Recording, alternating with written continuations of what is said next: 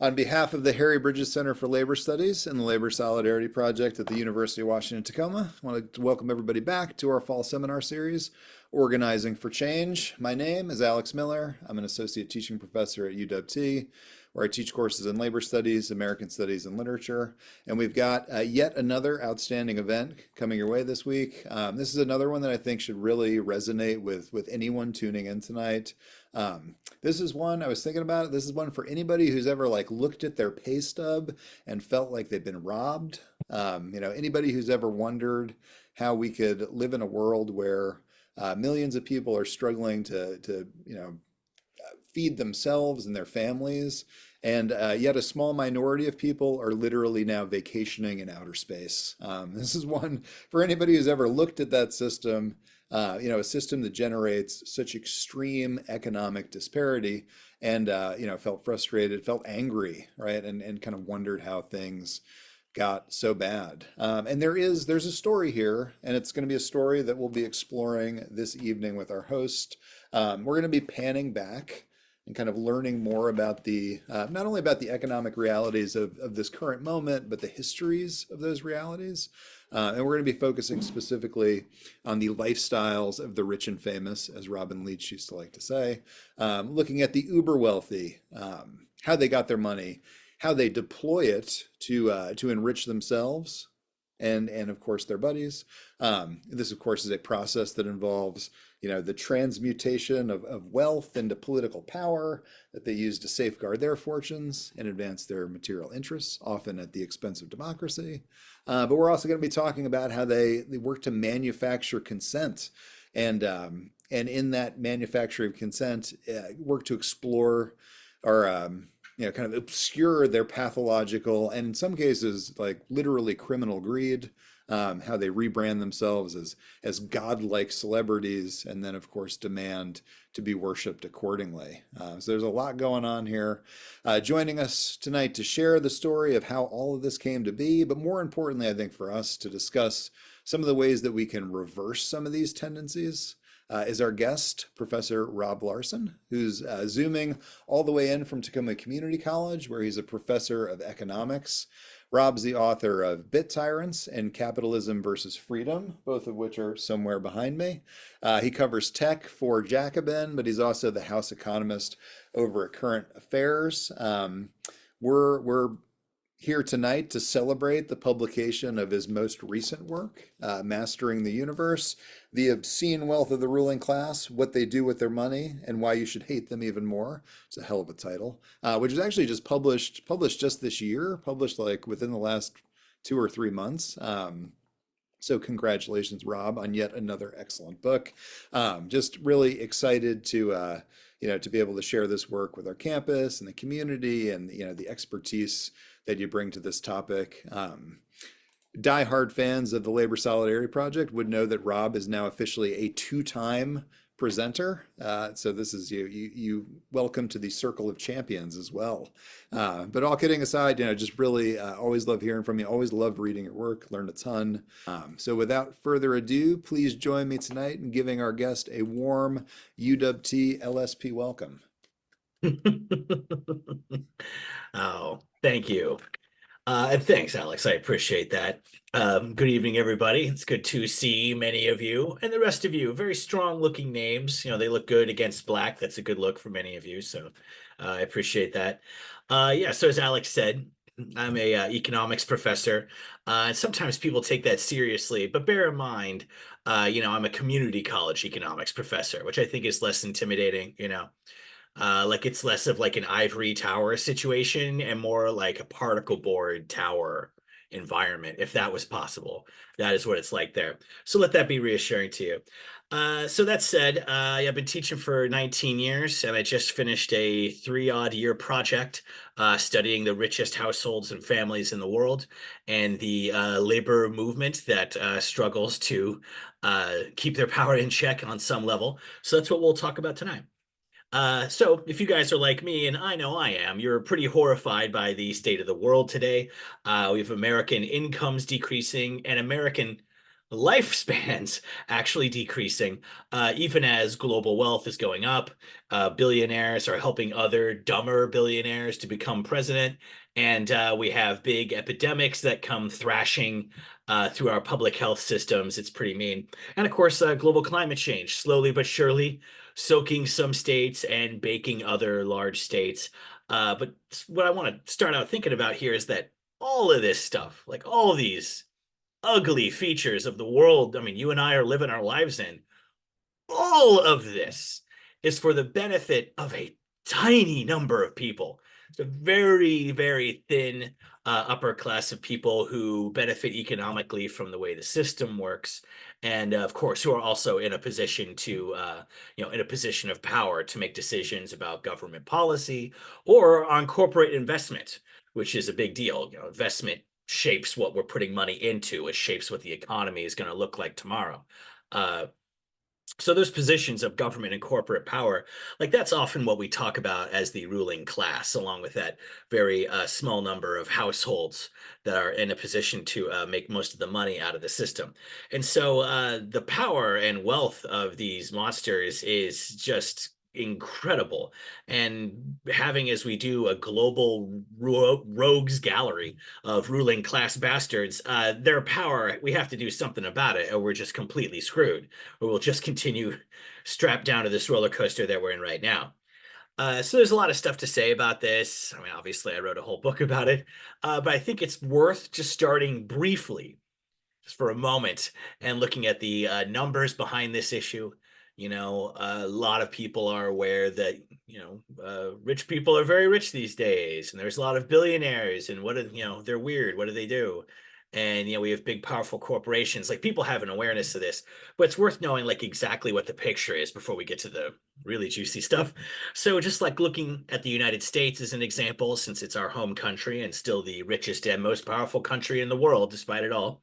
So in the US, the last data we have really good numbers, or the last year, I'm sorry, that we have good data for would be 2021. And I'm getting this data here from the WID, that's the World Inequality Database. And those are people whose, it's a consortium of very, very eminent wealth and distributional economists, as we call them, people who study who gets how much of everything that we do in the economy. And that would say also the World Inequality Database, they have one of the best economics websites there is. It has a weird URL. It's wid.world, which is very annoying, but that is their web address. If you go there, it's unbelievable. Like, they have separate pages, like data visualization pages for almost every country on Earth, like down to like fairly small developing world countries, and obviously more data for big important economies. And you go to those pages, click on the US map, and you can look over time at the share of wealth going to the 1%, the bottom 50, the middle 40, top 10. You could chop it up in a million ways. So I just want to give a shout out to that research group here, because I'm going to steal a huge amount of information from their hard work. So I want to make sure that they get accredited or get credit for that. You guys should check out their site. But going from that, in 21, the richest 1%, the richest 1 in 100 US households by net worth, kind of the usual way we measure that, had 34.9% of all the wealth that's in the US in that year, about 35% of the wealth for that 1%. So a little over a third. And that's all in, that's bank balances, that's real estate, that's petty property, and of course, financial portfolios, which is a major part of the wealth for these richer households. We'll come back to that in just a second. But that's the US picture. And I mean, that's pretty crazy. Again, 1 in 100 households, and they have over a third of the national wealth. Just a huge amount of money. And the way they spend it is completely crazy. We'll get to that too in a moment. But we should recognize just fundamentally when you concentrate that much wealth and power that comes with that wealth in such a tiny number of households. I mean, the effect is just to create this tiny, thin elite of rich individuals and families that we often do call the ruling class. The world of politics often draws from them. And so I think that number is pretty important, especially if we look at the rest of the distribution. So again, we saw that wealthiest 1% had about 35% of the wealth. Well, how about like the middle 40%? So that's like the 50% up to the 90th percent. It's like kind of the more like middle class, like above the working class, but not rich. In the US, we had 27.8% of the wealth. So like not even a proportionate share. But one thing that's really incredible is to look at the bottom half. So if we look at the bottom 50%, the bottom half of all households, and this is true in the US, it's true in the Arab world, it's true in China, Russia, Japan, almost every region of the world, the bottom half of the wealth distribution has 1.5%. If you look at different regions of the world using the WID data, some numbers, it's 3% that the bottom half has. Sometimes it's like negative 2%. Because remember, we're talking about net wealth here, right? We take your assets, we subtract your debt from that. So if you have debt that exceeds your assets, you will have negative net wealth.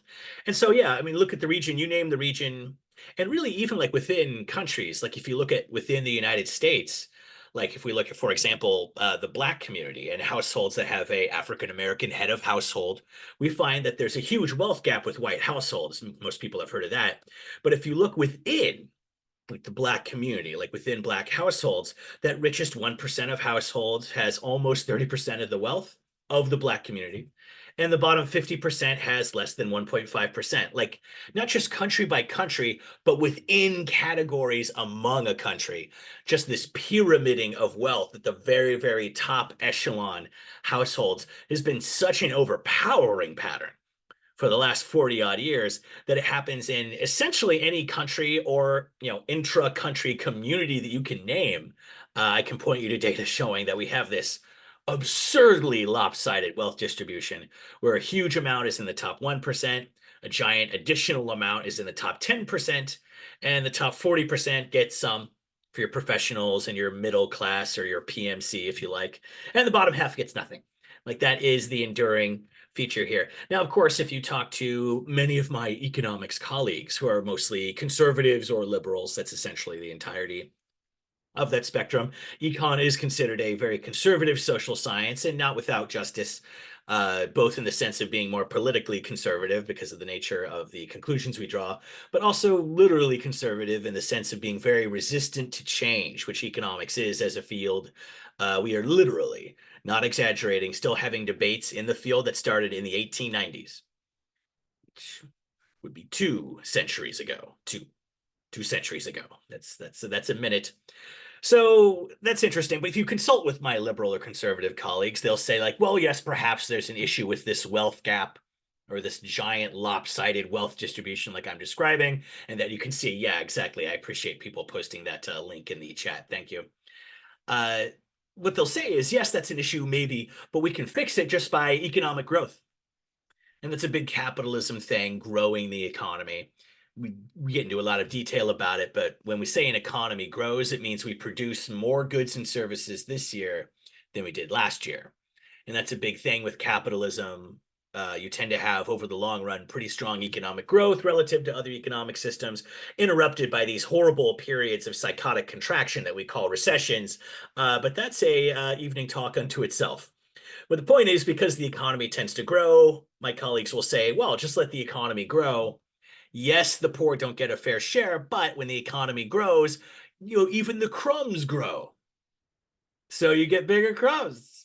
Pretty good deal. They might not use those exact terms at the end there, but that's the idea. It grows the pie, it grows the economic pie. And just because you get a smaller slice than Elon Musk, hey, you still get a slice. Problem there is if you look at Thomas Piketty's data, he's one of the WID economists and has written a number of really prominent econ books lately. They're prominent if you're a dorky economist. He found that if we look over most of this last period, 1980 to 2017 was when he looked at the data, he found that the richest 1% globally, so the richest worldwide, 1 in 100 households, very wealthy, they found that over that period, they took home 27% of the economic growth. 27% of the per capita economic growth over that almost 40-year period, like a while, goes to that richest 1% of households. So even though they start out much, much richer, they get richer faster than we are gaining wealth, is what that indicates. That's a strikingly, uh, disproportionate economic gain for them. So that's kind of a compelling thing. People often like to just say economic growth to get out of this. Like, that's not an answer. If you are in a position of economic advantage, why wouldn't you get more growth? That's indeed exactly what we see. So the very last statistical thing I will add is kind of a departure from this. This is just so important, though, that I really want to mention it, and then we'll move on from the quantitative stuff and get to the really hideous stuff about how the money gets spent, which is always entertaining. So before we get there, just to recognize we need to draw the connection between the rich 1% like ruling class on the one hand, and then the corporate community on the other side. Because people are very aware these days that we have this rich ruling class, fine, that's an issue.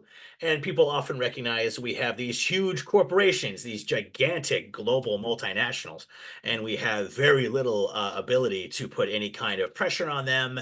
If you do anything they don't like, they threaten or carry through on closing down their production, pulling their investments, yank their production and employment out of your country, go to some other much poorer country, hire workers for 1/10 of what you pay them here, because here people expect health insurance and stuff. It's crazy. And then do the production there at a much higher profit. The connection is really important, though, between these two things, I would just say. And it really helps you see how we have like a class system that corporations just sort of play a role in. So corporations, we always say, especially those of us who are like more pro-labor or on the left politically or something like that, we tend to say these corporations, they operate globally. As soon as anyone bugs them, they just pull up stakes and go somewhere. So no one can control them because they have that mobility. Countries are where they are. They can't move. Companies can go anywhere they want. They have capital mobility, as we say. So the thing is, we say they have no accountability, and that's not quite true. They certainly aren't accountable to us, and you can tell from the things corporations do. Decades of industrial outsourcing, tech platforms selling our data off, drug companies jacking up the price of life-saving medicines to kingdom come. I don't recall voting on any of that crap. We don't decide what happens, they do. Those are private property and investment decisions that they make in the free marketplace, is what we would say. But the issue is the companies are accountable to someone. They're owners. These companies have owners. They have stockholders. Some companies are really big and are privately held, which means they never issued public stock. Most big companies, to get big, you have to raise cash, and you do that frequently by selling capital and by selling stocks, to raise that capital. So if you own a share in Walmart, or if you own some Amazon stock, you own a tiny piece of ownership of that company. You own a tiny piece of it. You own a share of it. And you would do that because if that company makes a profit, you get a little tiny piece of that profit proportionate to your piece of ownership. And we call that a dividend. Sometimes companies do it through stock buybacks and stuff. There's all these details to it. But so they are accountable to their stockholders. So who are the stockholders? It's the rich households. That is who owns corporate stock. The best research on this is by a New England economist, Richard Wolff, who does a lot of research for the National Bureau of Economic Research, and in their paper series and a couple of other journals he's written for. And he has by far the best research on this. Most people I know who talk about this subject are just citing him. So I was like, who is this guy? And you look him up. This is what you do in academia. Like, who's this weirdo? Oh, he did the actual research. This is interesting. And what he found was, again, this was 2016 data. So this is a little dated, but it'll give you the idea of it. He found in that year, the top 1% of households, again by wealth, top 1% owned 40% of all corporate stock in the US. And the top 10%, so the richest 1 out of 10 households now, owned 84% of all corporate equity. 84%, like that's most of it. Like once something is over 4 out of 5, we say, well, that's most of them. And that's 82%. That's most of it. So most stock is owned by the very, very rich households that we're talking about here. So when we see Google getting ruled to be a monopolist, but it's probably going to avoid getting broken up, or when you see, companies pouring money into AI, or these giant banks trying to get around their lending requirements, coming up with all kinds of new weird assets that'll cause the crash of the future. Those things are serving the interests of their owners, who are the wealthy. And if you look at those rich households, really the thing that defines the rich isn't just like having a lot of money.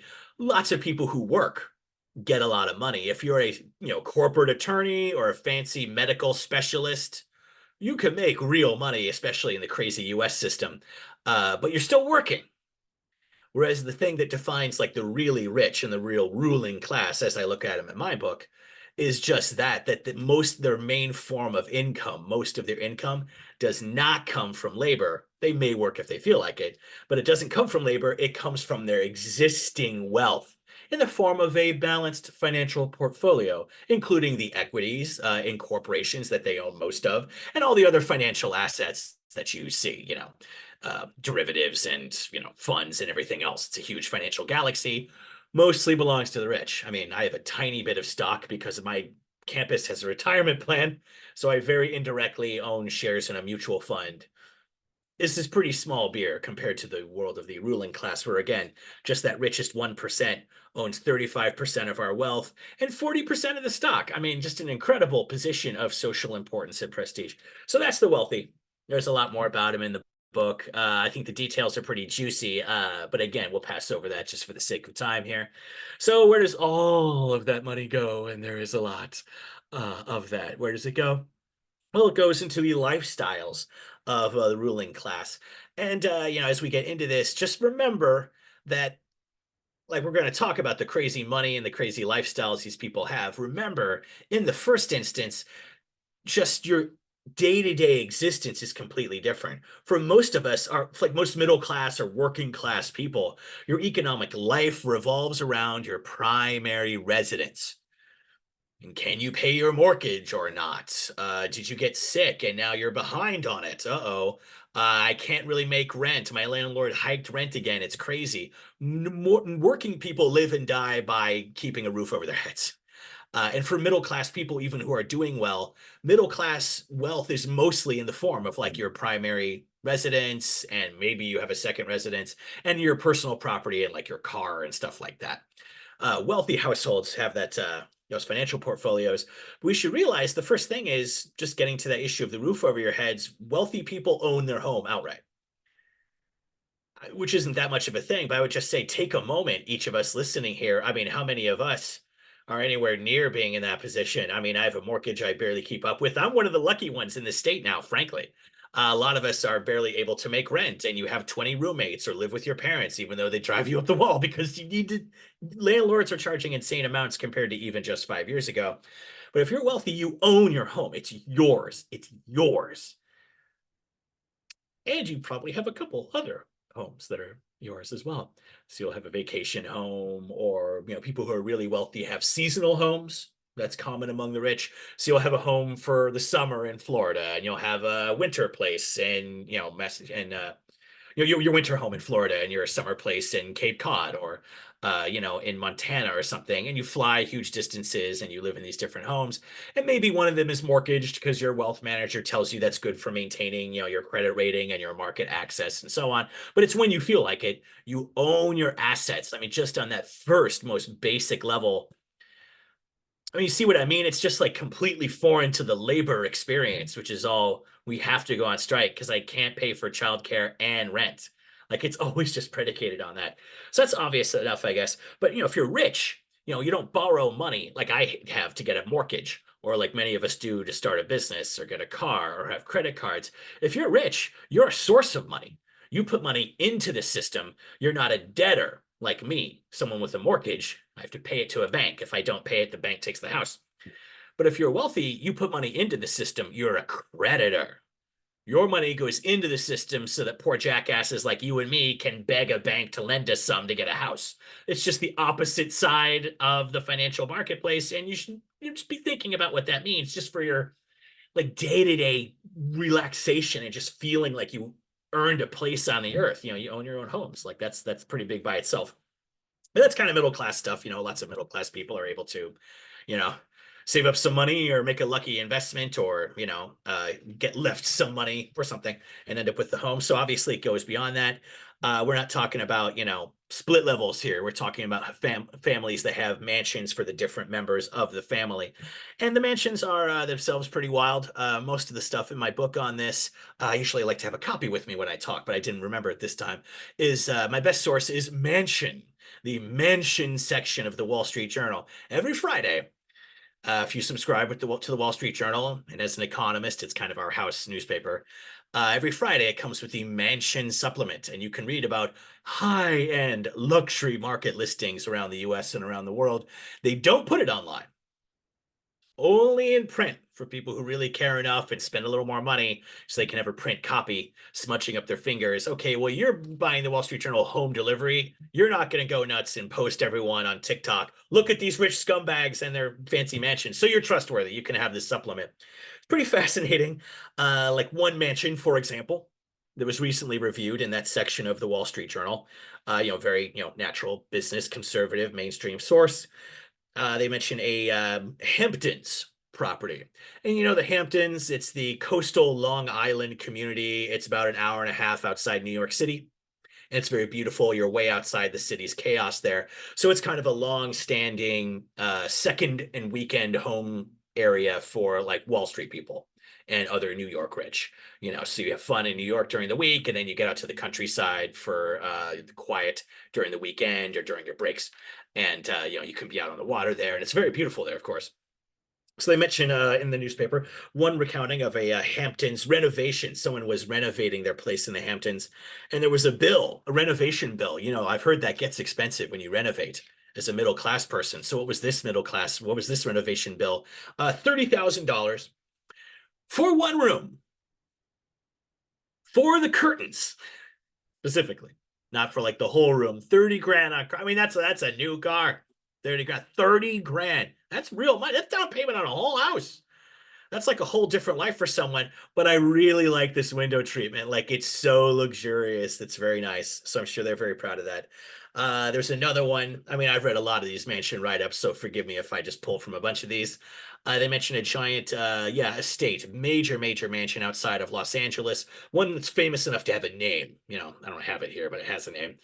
And it mentions, this giant estate has, and I quote, 40 rooms, or 60 if you include the servants' quarters, and the walk-in silver, fur, and wine vaults in the basement. It's just good stuff. Just a tiny window into, like, we work so hard and we get no money. Where does it go? It goes right there. That is the location where it goes. It's not a mystery. There it is right there. It's all being reported in the biggest circulation newspaper in the United States. And of course, that's just mansions. Rich people also really enjoy penthouses. So you can like live in a fun city and have a very cool, stylish place to live. The record holder on that for the biggest, most expensive single-family residence ever purchased in America is the American hedge fund kingpin Ken Griffin, who bought this ludicrous Manhattan multiple-story penthouse for $238 million. That's almost $250 million for a single, vain, insecure man's apartment.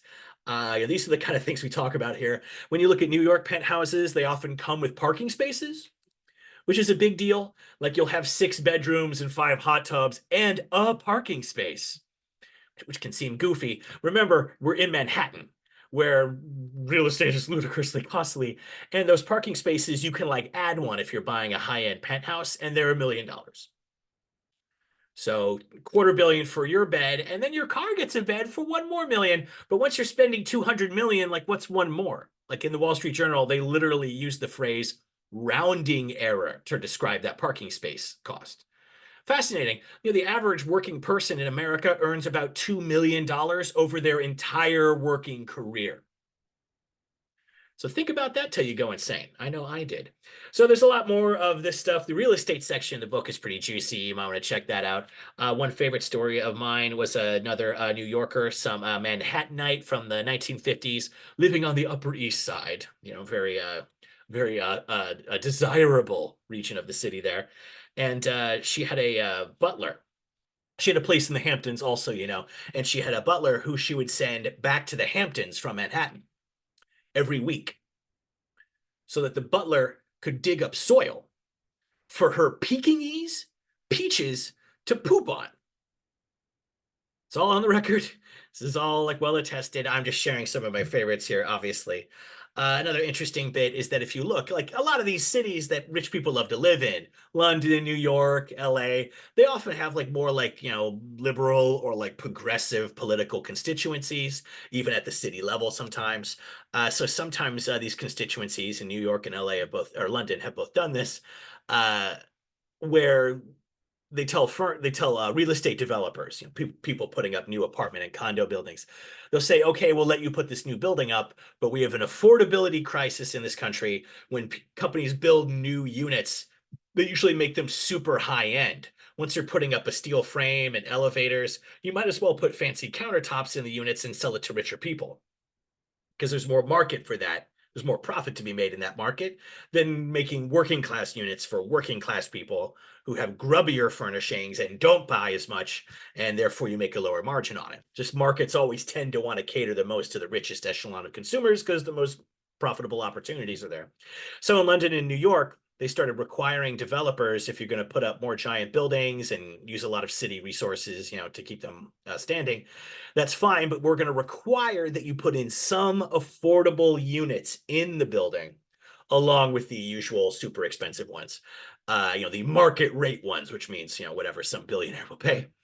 And these companies, most of these developers agreed to do this, but what they ended up doing, this is very typical, they were forced grudgingly to make this concession of putting like a different some units in for regular class people. So what they did was, if you go in through the front door of these buildings, like they're huge and beautiful, big New York residential buildings. There's a doorman there, huge glass atrium. The concierge is available for any need you may have, and you go to the beautiful elevators.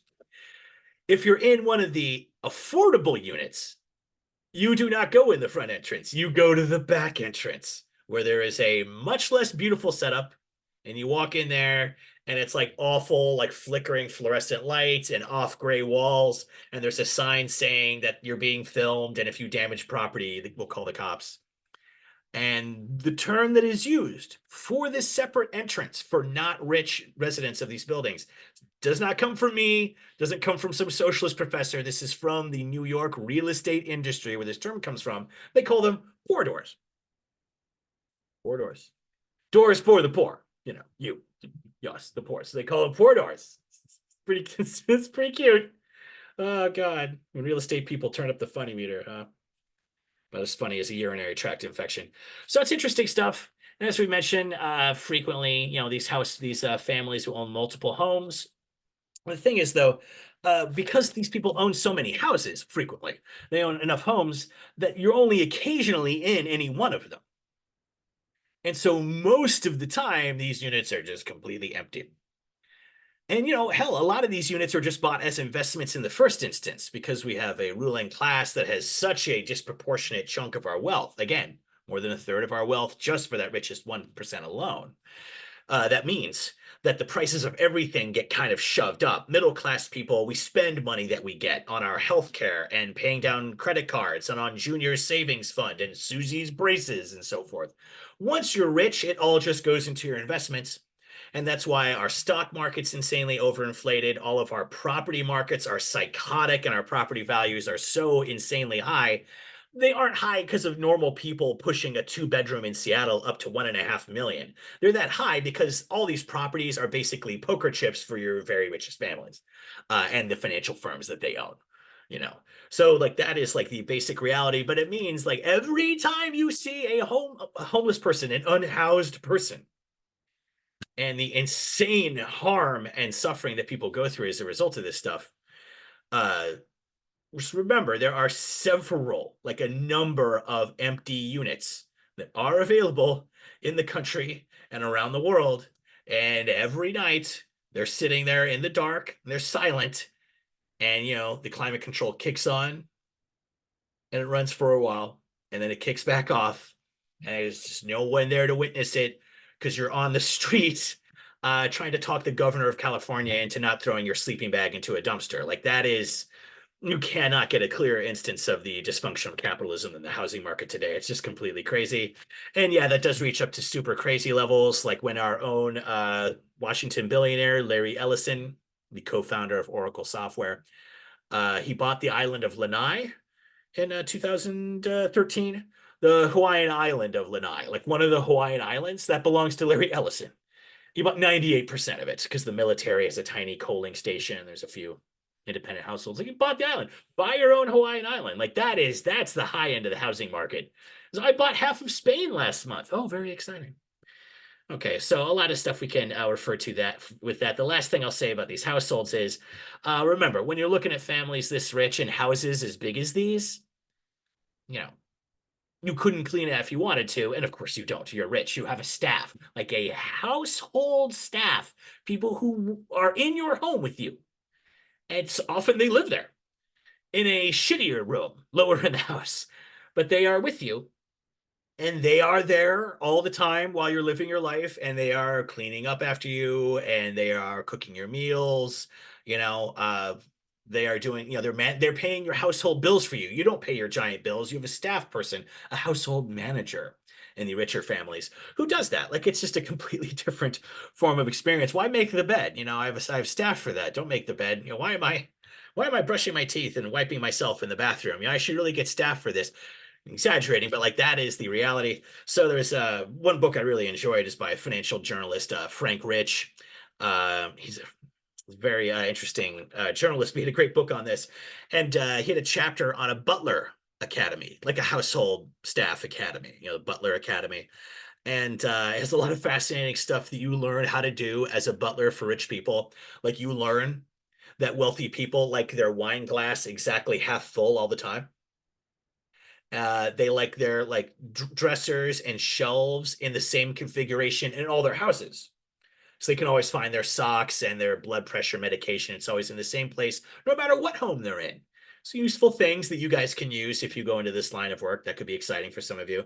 But I specifically always remember this passage, and then we'll move on from this. But again, this is journalist Frank Rich quoting, I'm quoting him here, talking about these students of this Butler Academy. He says, most of all, the students learn never to judge their employers, whom they call principals. If a principal wants to feed her Shih Tzu braised beef tenderloin steaks every night, the butler should serve it up with a smile. If a principal is in Palm Beach and wants to send his jet to New York to pick up a bottle of Chateau Latour from his Southampton cellar, the butler makes it happen, no questions asked. Like, this is the reality of being rich. It's not like, look at that large house. Like, you have people in there doing everything for you, doing every kind of goofy need, and they're paid not to judge you. Very different from friends. And you're like, yeah, I could probably get a date with Scarlett Johansson. No, you can't, you idiot. Like, you need that feedback from your friends sometimes, if you know what I'm talking about. Like, you're like, oh, no, I can. I think you've got your head a little big there. If you're wealthy, you don't have anyone like that. People around you are staff. They're there to tell you how great you are so that they keep their job. And indeed, this does speak to something else about rich and powerful people. And this isn't just true of the rich. This is true of just say politically powerful people, like senators or something like that, or even just celebrities. If you're rich, powerful, or famous, people want to be around you. They want to get to know you. They want to become your friends because you have money, power, or fame, whichever one it is. And often they overlap. That's common, but not all the time.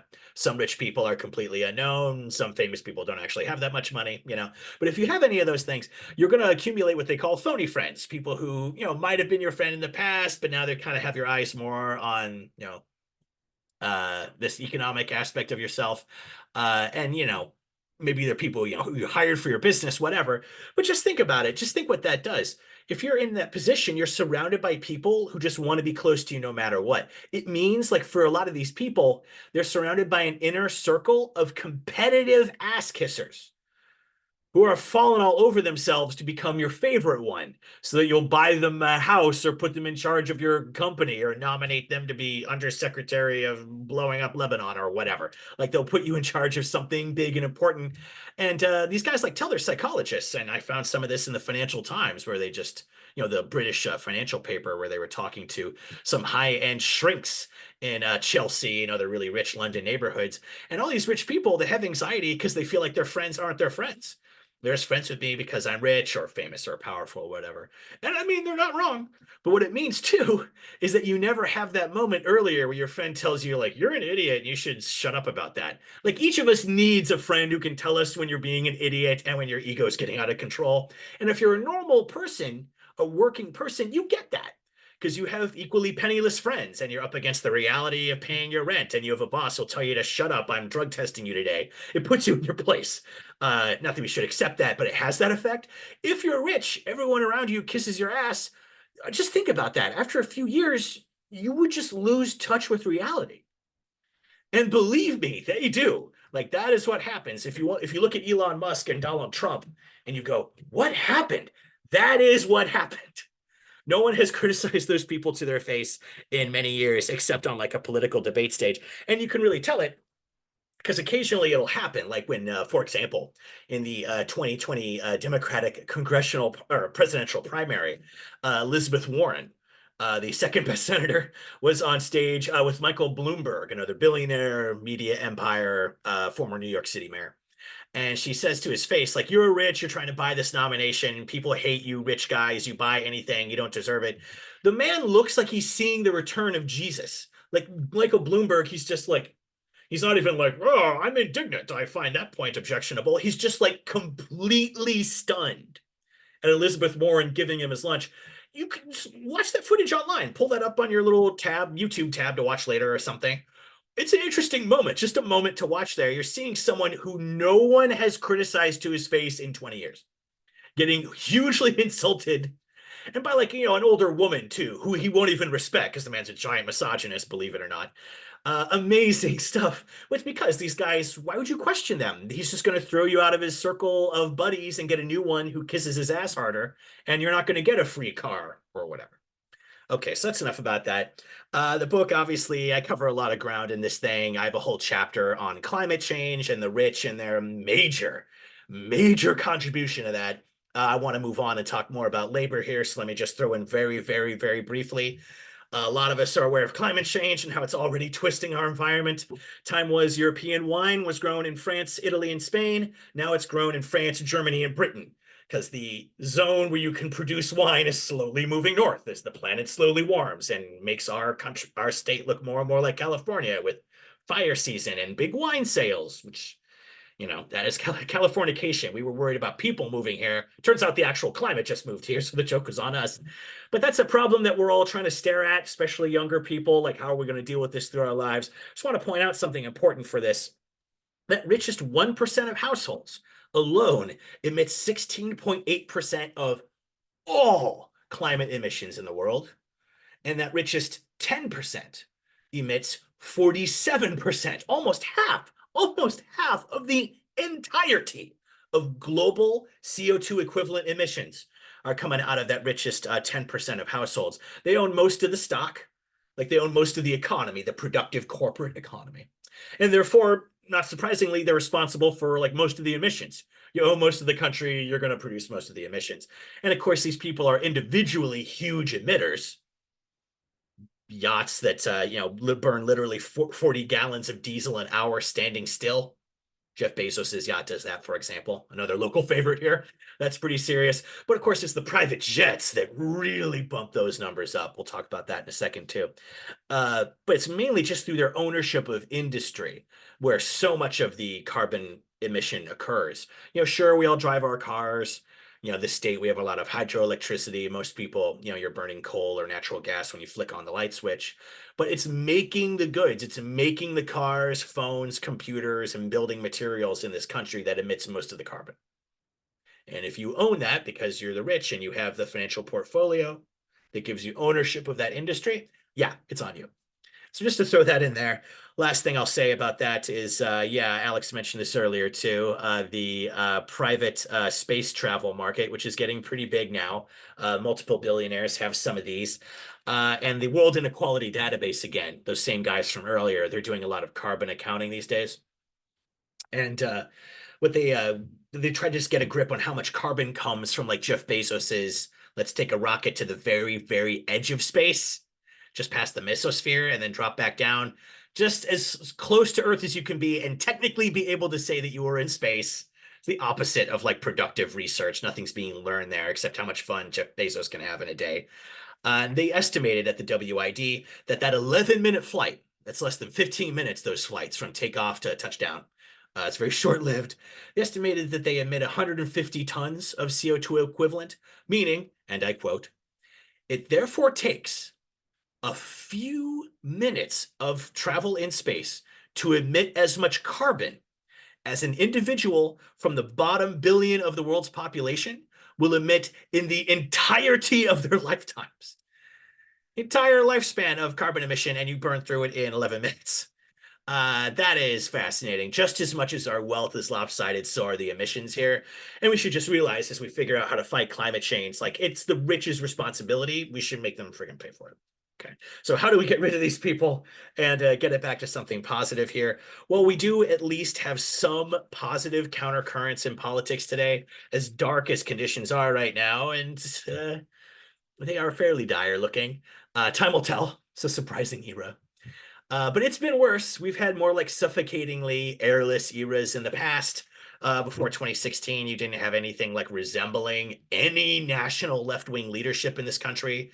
And now we have like a number of reasonably popular and cool left-wing policymakers who are keeping these ideas in America's discourse despite the will of the corporate media, who are mostly, part of the same property and portfolios of the rich ruling class and have the same class interests. They hate figures like Sanders who want to tax them or break up their media monopolies and stuff. But they have to have these figures on because they're politically relevant and popular. So like that's helpful. And during that last Sanders campaign, like support for socialism in polls got up to 42% in one Rasmussen poll, which is stunning considering that's in the face of wall-to-wall media hostility. Impressive to see that people just have interest in any other system that they've heard of, such as socialism, whether they're familiar with exactly what that means or not. So that speaks to the political change. But what's really positive is to see the labor renaissance that we're having, arguably, these days. Labor unions have been in steep decline, especially since the early 80s. Labor unions where we try to get some collective bargaining with your coworkers. So it's not just you asking your boss for a raise, please. And if they say no, you go back to your desk feeling defeated.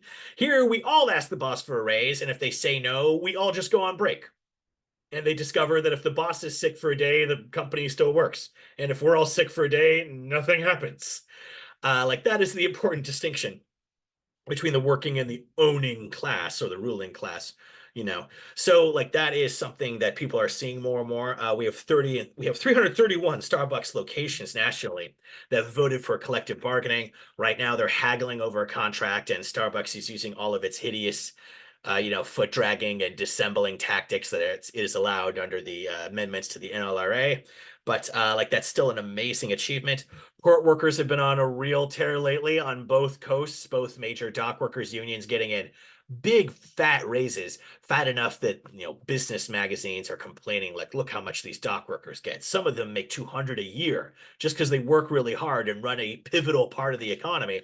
I sit in a air-conditioned room and write right-wing editorials, and I make more than that, but it's still wrong that they get that. So it's nice to see right-wing people being annoyed at the successes of the labor movement. I mentioned the port workers. The Boeing machinists are still out, and God bless them. Union strong. Support your machinists if you're near a picketing location. That's a great thing to contribute to. Boeing's just on a charm offensive ever since they locked out their firefighters 2 months ago. That's definitely how you win over the public support. Is lock out the universally celebrated and sexualized part of the workforce. Like that should work just great. So that's interesting. Watching Amazon get worked on is crazy too. If you speak to anyone who works in an Amazon organized warehouse, it's a small number of people compared to their total workforce. The stories are crazy. It's every right-wing trick in the book. In my book, I go through a little bit of the union busting tactics. They'll be familiar to many of you guys. But the main thing is, if you're at work, you don't have freedom of speech at work. Your boss does. They tell you what you can talk about, and they'll bring you into mandatory meetings. I've been through a union drive that was defeated. Like you'll hear every day in a meeting how much the union's horrible, and they don't love you like the company that took away your health insurance last year does. And, we're like a family here, and the union's getting in the way of the family.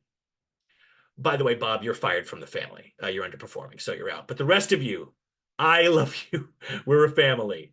Although distribution, your numbers are low. Get it together or you're fired from the family also. Good stuff. But watching that process has been pretty impressive. But I like to refer people back to like the way people have looked at this formerly. I'm a professor. Most of my family members are, a professional class people, and only one or two of them are in a union. I'm lucky to be in an AFT local personally, but often people don't have experience with labor and why it, really, really matters for your standard of living and your ability to not just get pay and vacation time and insurance, as important as those are, but your boss just can't tell you like, hey, you're doing this week, that sucks. You guys have to swallow uranium pellets this week so I can drug test you better next week. Sorry, you're doing it. If you have a union, you could say, none of us are doing that, and if you insist, we're walking out. Like, there you have some ability, even within America's twisted labor laws, that you don't have to just accept every insane policy change as a fait accompli. You don't have to accept that. But I remember Einstein is someone who you can always quote to professional class families. He's kind of become a secular saint in the United States. People forget what a left-wing bastard he was. In Monthly Review, the great socialist magazine, for example, he wrote in the 50s, and I quote, in a market economy, private capital tends to become concentrated in few hands. Moreover, under existing conditions, private capitalists inevitably control, directly or indirectly, the main sources of information. And I'm convinced there's only one way to eliminate these grave social evils, namely through the establishment of a socialist economy. In such an economy, the means of production are owned by society itself and used in a planned fashion. I think that's a great thing. Another good one, George Orwell, whom people mostly know in a sort of anti-communist framework. That's how you learn about him in high school. And conservatives love to have, 1984 and his other books, some of his other books in their bookshelves. Worth remembering what a gigantic socialist he was. He said, every word I have written in my modern writing is for democratic socialism and against totalitarianism, as I understand it. He wrote in The Road to Wigan Pier, the only thing for which we can combine is the underlying ideal of socialism, justice and liberty. Good stuff. I always say if you're arguing against somebody who's, stubborn on this, don't, you know, don't like try to like think of the perfect thing. Someone else already said it better. Just find that and use that. And Einstein, Orwell are pretty good. Martin Luther King has a lot of great pro-socialism and labor quotes. I recommend those. That's kind of handy. Gandhi's good for that stuff too. But I'll spare you guys. There's a bunch of it in the book. So last thing, then finally, how do we use this labor movement to try to get rid of these ruling class bastards that we're saddled with? It's a long campaign, changing society in a drastic way, whether you're getting some reforms, women voting or civil rights movements, which are important, or you're doing an actual change in who holds power in society, like taking away ownership of the companies from those rich households. If you really change like who controls society like that, usually what we call a revolution, like a big change in society in some way or another. So how do we try to get something like that? Well, I think the road goes through the labor movement. You need years of long campaigns of worker organizing. We're very far from a position where we have enough worker organization to make like a big social movement of any type a success. Labor is not nothing, and we have a lot of influence, altogether as it is, but we're far from what we've been in the past and what other countries have. But a long campaign of worker organizing, building up confidence and experience among the working class, going on strikes, doing campaigns, organizing and contract work. Meanwhile, I would say you do need education to get people more aware of the problems of capitalism and socialism. Half the time these days, people look at something going wrong with capitalism and they go, that looks like communism. And it's because they don't know what either of these things even refer to. So like public education is really important on this subject. I see that as part of my job. That's why I write these goofy books. They're usually not written for an academic audience, so you can recommend them to your weird family and friends. That's often useful. Uh, and we need to build socialist political representation. We've had some actual steps in that in the last couple of years, which is amazing. But it's often one step forward, two steps back. It was very rough watching two of our great African American national political socialist figures, Cori Bush in St. Louis and Jamal Bowman of New York City, both lose their primaries to huge, crazy amounts of primary funding, just an insane amount of money being spent to get rid of those two figures. Primarily, of course, because they made a big thing out of opposing the actions of the state of Israel in the occupied territories recently. And the Israeli lobby, AIPAC, made an example of them, and they succeeded. And whatever you feel about the policies of Israel, it is like a frustrating thing watching, like, I'd say, like, black socialists are the thing that our political system needs the most right now.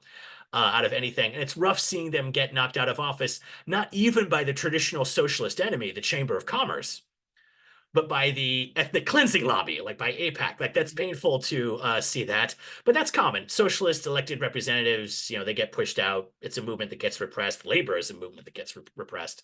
So we have to, be prepared for these setbacks that will happen. And then the last thing I would say is we need to campaign for a bill to nationalize if we were in a context of big left wing and worker movements. We need a campaign for a national bill to nationalize the biggest capital, not your personal wealth, but the big capital that the economy relies on.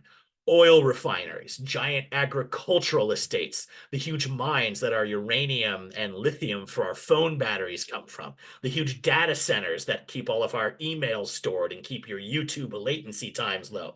That's the capital that produces the goods and services.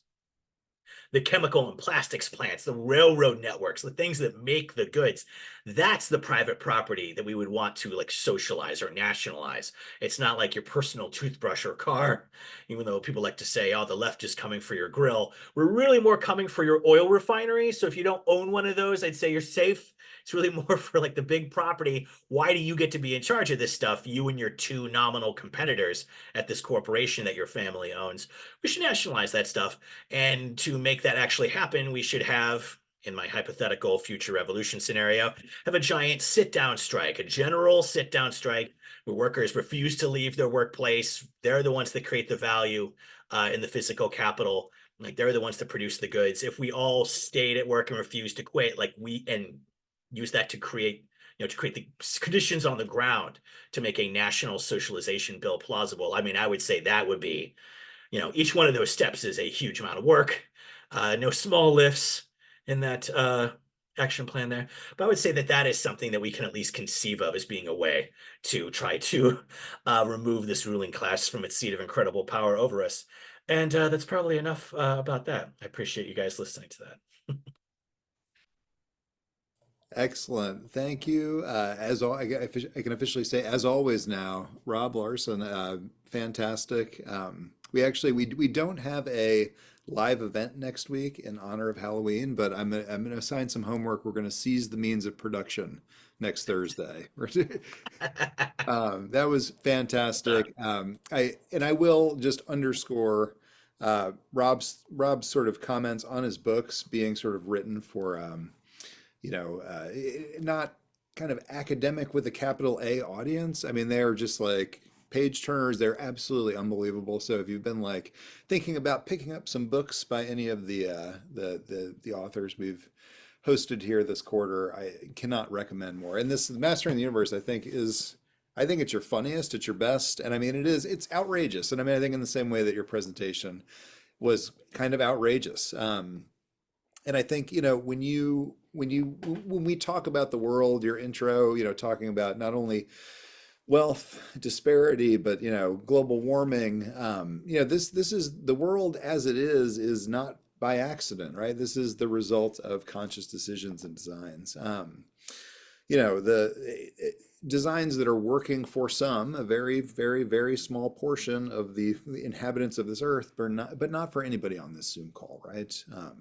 And I think, the numbers are staggering as you present them, but I think too, what's staggering, I feel like sometimes, you hear a lot like, oh, this is like we're returning to the Gilded Age, and it's like actually it's worse, and it's like accelerating at a rate that is, completely unsustainable. And there is just as you mentioned, there's just a total absence of accountability. The only accountability is to this system that encourages this kind of behavior. And in the absence of accountability, it's like, the greed abhors a vacuum, right? It's like what does that vacuum wind up getting filled with? It's fur vaults. It's dirt that's brought in from the Hamptons so your dog can poop on it. It's Hawaiian Islands, which is just totally insane.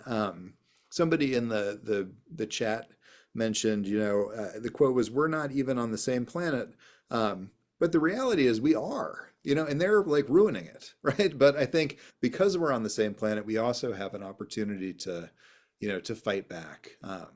And maybe it concludes with seizing the means of production, but for me, in my capacity, it starts with educating people about, just what the terms of engagement would even look like. And so I think that, in your work and in how you sort of pitch your work to the people, I think like you're doing an immense service, I think, to everybody, not only on this Zoom call, but anybody who picks up your books, anybody who's taking classes with you. So I do just, I super appreciate it. We've had a ton. I don't know if you could present and read the chat board. There's, a rollicking discussion of things you were covering. I know we had some questions submitted ahead of time. So let's transition over to Q&A. If you can do the Zoom hand raise, I can just kind of call on you as you're. And then I reached out to a couple people sort of back channel to sort of encourage them to pose questions that I thought were particularly interesting ahead of time. But I'll go ahead. I'm going to stop talking, and let's see, Tyler, you were the first one to raise your hand. Hello. I just want to say that was a great presentation. I thought that was amazing. And I want to say your humor was great too. I thought that was really awesome. Someone in the chat said that, so I just wanted to follow up on it. And I thought that was pretty great. My question, yeah. My question is, so like, I think I wrote it down. Hold on, let me go back. Yeah, okay. So my question to you is, if you're broke like me, like, how do I save money or at least get a few bucks in my bank account to like, to get at least to where, like a good minimum healthy range of like not being on the streets, like you said? Yeah, well, that's a good question there. And obviously that's going to be like different for different people. It's rough being a broke student. I remember it well. It's not an uncommon experience. Excuse me. I mean, to me, the thing is like, you need everyone recognizes, you need cash flow if you're going to like pay the bills of life and have a place you like to live. But it's like I tell my students all the time, you need money. We also need to like not hate your life. I always just tell students cash is so important, but a lot of people end up in jobs that like aren't fun or that maybe they hate or just at least they don't like because they went with something that like pays the most. And yes, partly this is because a lot of my students are accounting majors, and I'm always looking for an opportunity to troll them and make them regret their life choices. Which works pretty well when you're talking to accounting majors. But there, I mean, like that's a great case. Like many people, not to bash accounting seriously, but like that's a thing that you can study and often get a good job. Accountants have a low unemployment rate, but it's not necessarily the kind of work that a lot of people want to do. So to me, like this does come down to like figuring out what your life plan is going to be before you like take these steps. Like, how do I get to having money, And that's just such a lot to ask of young people. Like, okay, you're 19, so what is your full destiny until you're retired? Go. Like it's a lot to ask of young people. I was very confident in my major, and then my undergrad is in biology. I completely changed when I finished my bachelor's and did something else for grad school. So common. So it's like a tough question to answer. Like, how do you get to that point? I think usually when people like you, man, when people ask that question, like at your age, everyone my age goes, save your money. Stop wasting money on your fancy coffee and your big video games and your sexual identities make me uncomfortable. Like it just becomes everyone's like uncomfortable, like here's my grievances against your generation rant. And you young people, you don't work hard like my generation did. We worked hard. We baby boomers. I mean, yes, you could get a house for $15,000, but we worked hard. You guys don't work hard. You just live through trauma every year of the world and get to deal with the wreckage of the economy we created. So that's just my pet peeve there. So to me, how you're gonna do that just depends completely on what you're gonna do. A lot of jobs require you to go to school, and here we are. Some jobs don't require it. Not everyone needs to go to school. Like a lot of things you can apprentice yourself into and get into the skilled trades. Had a guy here replacing my stupid fuse box a couple weeks ago. Some young guy, probably like 28. He's definitely younger than 30. And he's making almost as much money as I do by, being a trained union qualified certified electrician. And he has to do a lot of hard work. That's real work. And you're working with dangerous, horrifying electricity. But there's ways to get a very, very sturdy economic platform for your life that don't involve, borrowing $60,000 so you can go to school. On the other hand, lots of careers do require it. So I always tell young people, like, do what you can do to minimize your loan debt. There's often only so much you can do. Often public loans will give you a lower rate than private loans. There's so much that's complicated with like student financing. I mean, a financial aid like person would be better to talk to you about this. So I don't know. This question is too good for me to answer, really. It has a lot of parts to it. I only know so much. I could tell you exactly what to do if you want to become me, but if you have like your own identity, then I can only tell you so much. I was going to say, Tyler, have you tried inheriting millions of dollars from a wealthy Oh, it's a relative, great idea. or possibly land or stocks? Yeah, so yeah, yes, the options are work hard, save money, suffer for small success, or option B, do neither and just be born Eric Trump. Like that's option two. Yeah, it's Exactly. good. I'll put that in my retirement notes. That'd be great. Yeah.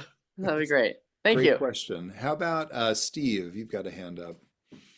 Hi. Yeah, Rob, I just read your book and I loved it. I thought it was fantastic, very entertaining, and very, very useful as far as organizing, I think. But my question is, it seems to me um, that you laid out pretty well that the government is run by the rich, and I'm not optimistic that we can use that governmental apparatus to expropriate the rich, which is what you want. You say at the end, it's what you want to do. So I think when you talk about revolution, I think we're going to need to, part of the process is dismantling the current state apparatus. I mean, look at what they're doing to pro-Palestinian students today, just because they're against the state of Israel and U.S. support for Israel. What are they going to do if we come after all their money? So anyway, just wanted to see what you thought about that. Yeah, that's a really good point. I mean, that is our history in the labor and socialist movements is, getting small achievements that often mean like, benefits or, social services that endure to this day, like, good old Social Security. But our movement gets crushed all the time. Yeah, the policies are kind of like the legacy of our high watermarks. Like, it's very true. And if you just look at the history of this movement, I mean, it's an insanely violent history in the United States of violent repression of labor, beating organizers and every other kind of heinous thing and locking up socialists. I'm from Terre Haute, Indiana, which may mean something to some of you. That's a old blue collar town in a small misbegotten state. There's famous for, of course, being Eugene Debs' birthplace and his base of operations. My grade school as a kid was actually across the street from his preserved historic home. And every couple of years, they would take us across the street and we would get a tour of the house and look at all the crazy, beautiful labor murals. And I wonder now what role that played in my own development. Whom can say? But just to say, of course, I mentioned Debs because they locked him up for making a speech against World War I and violating the Sedition Act. And, Woodrow Wilson, would every Christmas, he would pardon a bunch of murderers and rapists and kidnappers, but he wouldn't pardon Debs. Keep him locked up for his dangerous left-wing ideas, and Debs, of course, ran for prison several times from the correction facility. And then I went to junior high school in Terre Haute, which was Woodrow Wilson Junior High. Life is full of painful ironies like that.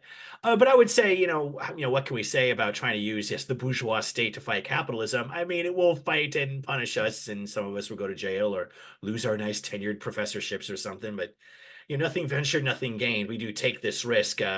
As you said, with the Palestinians, I mean, they take a mortal risk walking out of their tent flap every day, going into Gaza or indeed the West Bank. So if they can do that, I guess we can take a risk and do this. That is a good question. And I mean, that's one of the things the ultra wealthy spend their money on, right? Is buying politicians, basically. Indeed, that is. I always think of that as being part of the portfolio. It's a Exactly. great Yeah. senator portfolio. I have some great ones in here. I see, Lewis, you've got your hand up.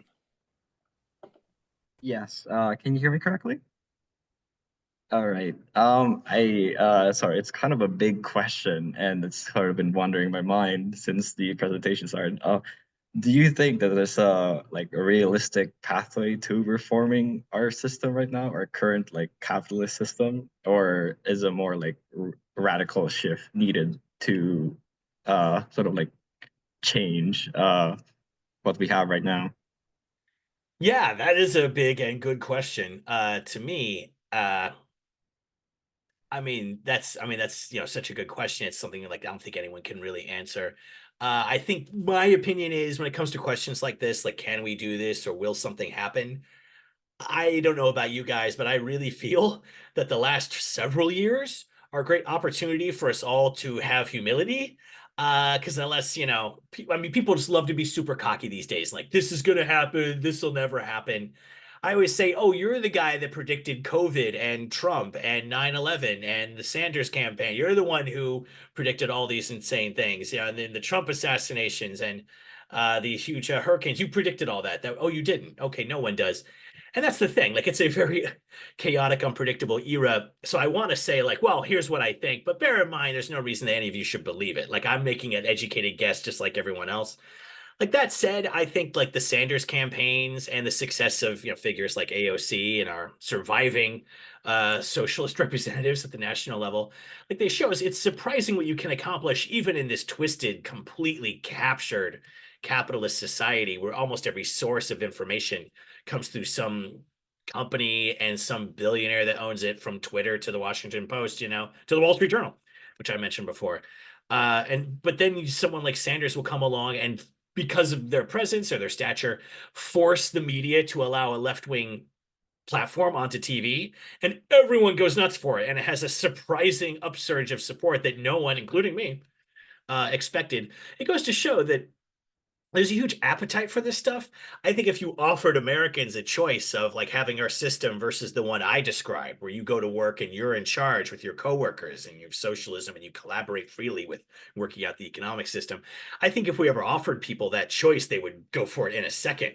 That's why we work so hard to never give them that chance by having a very institutionalized private property system and making sure media are almost always corporate property and so on. I think it's partly because they recognize there's appeal for it. So do we want to go the reform route or like the stronger revolutionary route? I mean, what I've always found myself thinking in the past was, I mean, the good news is you don't have to choose. Like social democratic, work within the system arm, like the Sanders wing, perhaps. Like you can get what they call non-reformist reforms. If you raise the minimum wage by 20 cents, that's not much of a reform. That might just make the labor movement content by giving them crumbs. If you instead pass the PRO Act, which lets us just have a card check for a union rather than a whole NLRB campaign where Amazon can make you go to 20 compulsive meetings and have your boss sit down with you and intimidate you against the union. Like that's a non-reformist reform, because that would really help the labor movement. We fight so hard in that workplace environment where the boss gets to have speech and you don't. So I think like both of these are valid. Like you can go in that leg or instead go in another leg and do direct organizing, get into organizing labor or tenants or debtors. People in victimized communities. We might have a general, we might have a mass migrant expulsion next year. It's not looking great in the election. So, I mean, there's going to be plenty of twisted, evil shit that we can work against directly if we don't want to instead do boring stuff that involves trying to get something through Congress, which, yeah, is really boring and frustrating. So, like, I don't know the answer to that question, but the good news is you can pick the one you like or don't pick and do both. Like, that's a fair, people like to posture a lot on this. And if you're not a social democrat, you're irresponsible. And if you're not a radical, you're a sellout. We should have a broad view. It takes a lot of shoulders to the wheel to change society at all, let alone do a revolution. So maybe a more ecumenical vision would help us more. Well, and I think too, the workplace provides an exciting opportunity for organizing on a mass scale, the kind of mass scale that's going to be required for, any sort of mass scale policy change. All right, we've got, I want to be mindful of time. We got a couple more hands up. I see Diana. Yeah, I love that last question because it kind of segues into what I have. I feel like a lot of what you had talked about directly relates to, or even right about to you, is Reaganomics.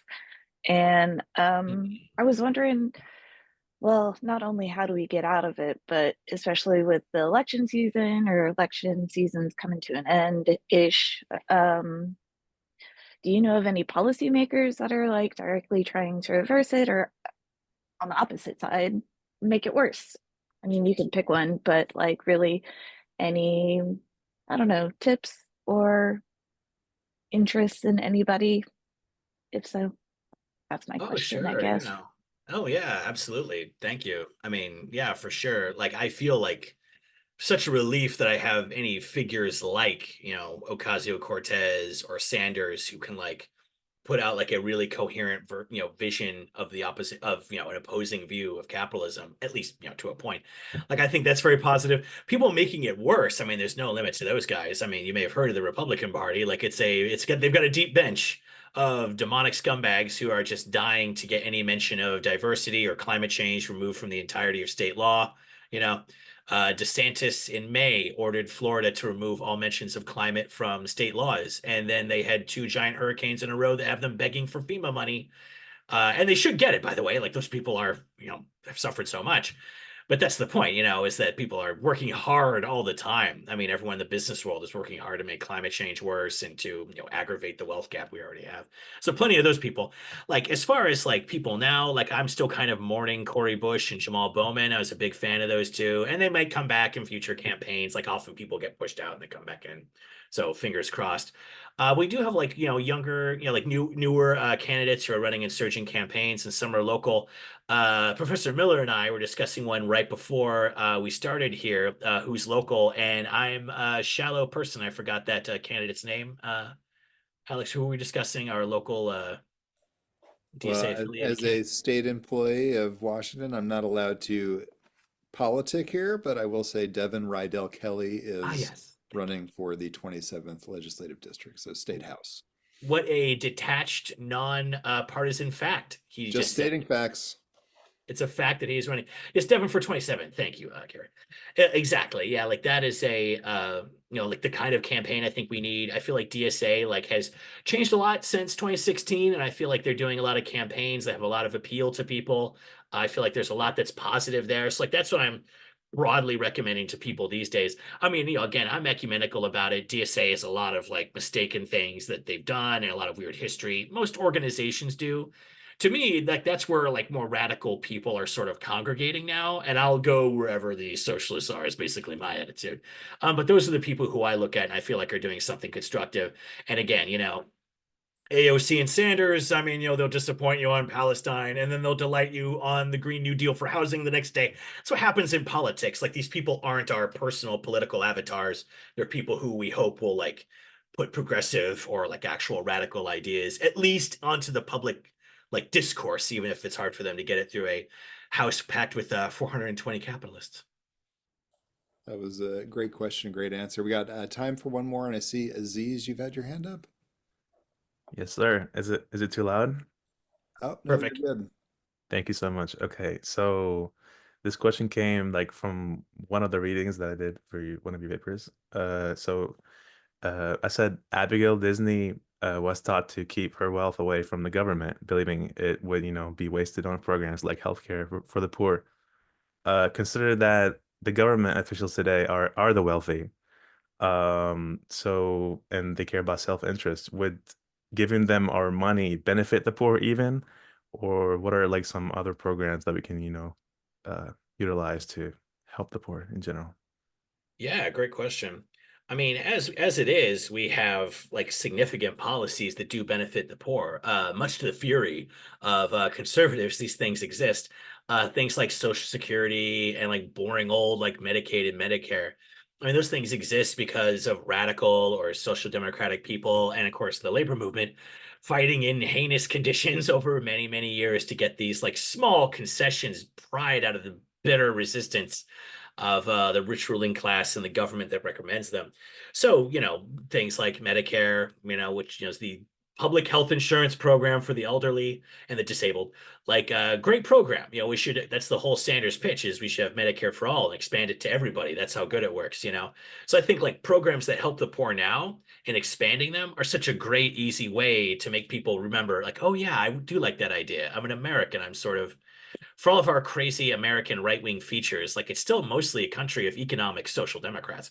And that's without any media support. I find you talk to any person for 15 minutes, you can get them, you know, you could move them, frequently move them some distance to the left if you meet them where they're at and talk in a way that makes sense to them, you know. So like those traditional New Deal and Great Society programs are really great. And we do have some, you know, newer ones that help people. I have a blue collar acquaintance who was able to take 3 weeks off when she got a major injury because we have the stupid Family Medical Leave Act, which is a very constrained, very small, very wimpy Clinton era policy that really, really helped a friend of mine take time off. She like cut her hand horribly and couldn't do her job for a couple weeks. Took a couple weeks off. You know, and you can't be fired during that period and replaced under the terms of the law. Anyway, that really, like, these little social democratic reforms, like, they make a lot of difference in the day-to-day life of regular people. When you have, you know, very limited income and you're poor, small assistance can like be pretty important. So programs like that, you know, or you know, S-chip, the children's insurance program for, you know, very low income families, kids, all the way down to like stupid free school lunches so that kids who are poor can like have a meal in the morning and focus enough to maybe learn how subtraction works. Like those things are all like programs that do help the poor. And, you know, they're resented. Our government does them in the most bureaucratic, top-down, burdensome manner possible because it's a country founded to be capitalist. It's not like other countries like in Europe or East Asia that came to capitalism after decades or after centuries or even millennia of history. Here, this country has always been capitalist, and you know, who knows how much that will ever change. But we've moved it a lot. I mean, having the Great Society programs are a big victory. We should try to hang on to those and strengthen those or make them apply to everybody. I mean, that's half of the big socialist plan, you know? So it's true, like if you just give money to the government now, I mean, of course, they're not going to give it to the poor. They're going to use it to subsidize the fuel and gas industry, and they're going to send it to Israel to buy bombs to blow up Iran with instead. Things that are not very popular with Americans, but who cares what we want? You know, they're not really accountable to us. I mean, they need our votes every couple of years, but it's mainly the donor class who buys their ads that they're paying attention to. So of course you're right, but we get government to do that stuff by having a giant movement in the streets. And this is something that a lot of people who are into politics, especially liberals who like watch a lot of MSNBC or CNN, like, oh, you know, you Sanders socialist types, you're not as sophisticated as us Clinton voters. You maybe don't understand how you can't just get your Medicare for all. We have so many Republican senators. We would never be able to get it. Like we didn't have right-wing senators when we got Social Security and the National Labor Relations Act, which they hated. You got those things because you had a huge labor movement going on strike, doing sit-down strikes where they take over the plant, you know, doing sympathy strikes and general strikes, big protest actions against wars and right-wing policy, stuff that scares the shit out of the ruling class and infuriates people in politics. That's how you wring these concessions out of them, by making them realize. And people said this a lot when they were putting in those 30s era policies, which were a huge change for America, you know, regulating business, rights for workers, credible. They got those things because senators were scared if we don't at least give them a public pension program, like Social Security, they're just going to keep occupying my plant and never get it back, and we'll have socialism in 2 years unless we throw them some crumbs now. And if you look at figures like Teddy Roosevelt in his trust-busting years, or you know, in the 30s when they were bringing in the National Labor Relations Act, it was partially done to ameliorate the radical power of a big socialist labor movement, which was a big deal in America then. It's hard to imagine now because we've gone through so many years of unions in decline and powerful right-wing politicians and the utter dominance of our ruling class. But once you scare these people, they will make concessions to get you to stop making demands. And the smart thing is to take those concessions and then make more demands until, you know, you've really changed the system a lot. or force a breaking point where you have a revolution or something. But like it all starts with having a movement that makes the ruling class uncomfortable and makes them think about making some concessions to you just to get you to placate you, and get you guys to stop going on strike. Well, look, here's a small raise and we won't fire you tomorrow to move the plant to Mexico. Is that good enough? And then, you haggle up from there. But to me, that's a big part that people forget. And liberals who always want to go down to the math of the Senate and the filibuster, you can get Republicans to vote through left-wing shit if they're afraid of the power of the organized working class. And if we ever get that again, you'll get to see that happen. That is an outstanding place to end things on. I mean, that's part of what manufacturing consent is all about, right? Like allowing us or forcing us to forget that transformation is possible because it's happened in the past. Thank you again, Rob. This was absolutely fantastic. Cannot tell you how much I appreciate it. Thank you for all the questions from the audience.